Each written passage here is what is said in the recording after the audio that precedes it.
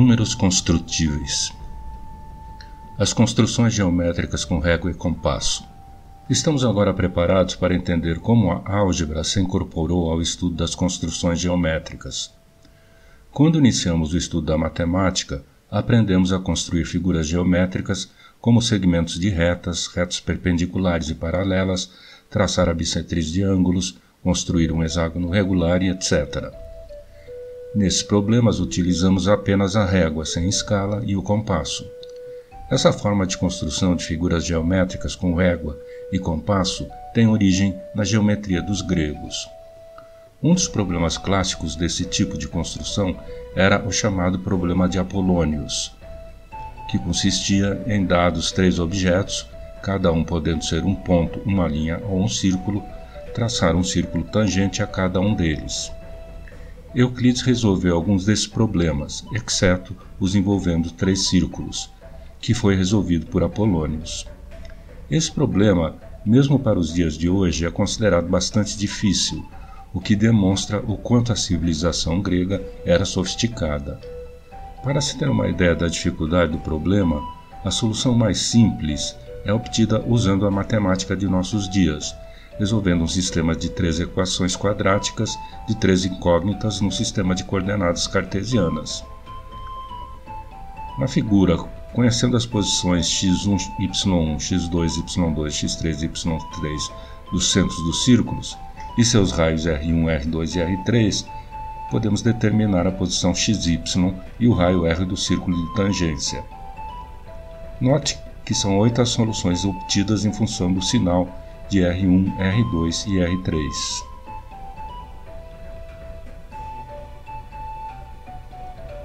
A construção de polígonos. De todos os objetos de construção com régua e compasso, o que talvez seja de maior interesse é o da construção de polígonos regulares de n lados. Um polígono regular tem todos os lados e os ângulos internos iguais. Para n igual a 3, 4, 5 e 6, e os múltiplos desses valores com uma potência positiva de 2, a solução é conhecida desde a antiguidade. Porém, para n igual a 7, a solução pode ser demonstrada como impossível. Aos 17 anos, Gauss investigou a construção com régua e compasso de p-gons, ou seja, polígonos com p lados, onde p é o número primo de Fermat, dado por essa expressão. Gauss descobriu que uma condição suficiente para que um p-gon regular possa ser construído é que o número de lados p seja um número primo de Fermat.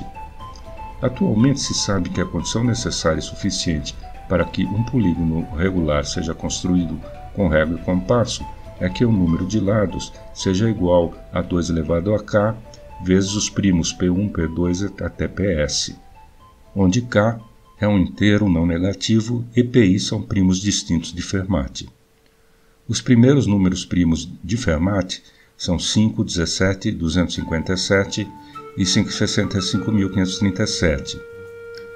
Aos polígonos regulares construídos com régua e compasso, chamamos de polígonos construtíveis.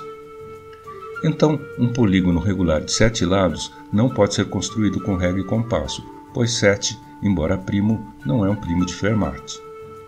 Tão extraordinária foi essa descoberta que foi construída em Göttingen uma estátua de Gauss em bronze, cujo pedestal é um polígono regular de 17 lados.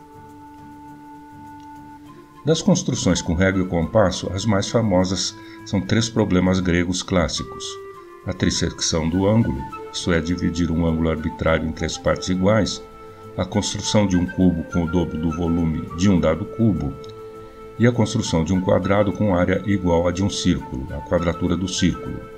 Em todos esses problemas, só é permitido usar régua e compasso.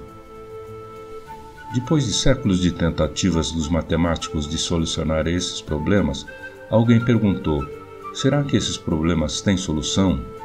A partir daí, a pergunta passou a ser: será possível provar que certas construções geométricas não têm solução? É sabido desde o século XVI que equações algébricas do segundo, terceiro e quarto graus podem ser resolvidas através da manipulação dos coeficientes. Para resolver uma equação significa achar suas raízes. Por exemplo, na equação quadrática ax² mais bx mais c igual a zero, temos que achar os valores de x para os quais a expressão se iguala a zero. Sabemos que através das operações da álgebra com os coeficientes a, b, c, d, e, f, etc., podemos obter as raízes dessas equações. O método de obter as raízes através dos coeficientes é chamado de solução pelos radicais. Já que as raízes das equações de até o quarto grau podem ser obtidas por radicais, nada mais natural do que se imaginar estender esse procedimento para graus acima de 4.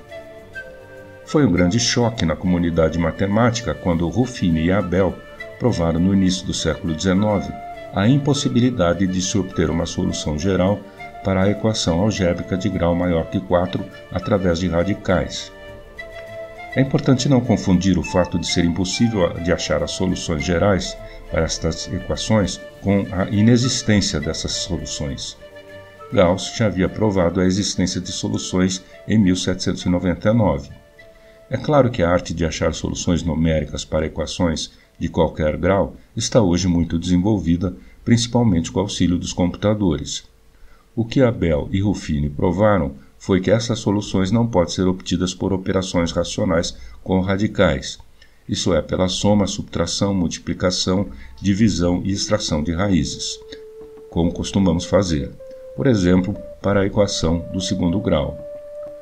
Usando essa analogia, iremos mostrar que algumas construções com régua e compasso são impossíveis utilizando exatamente o fato de que essas soluções não podem ser obtidas por operações racionais.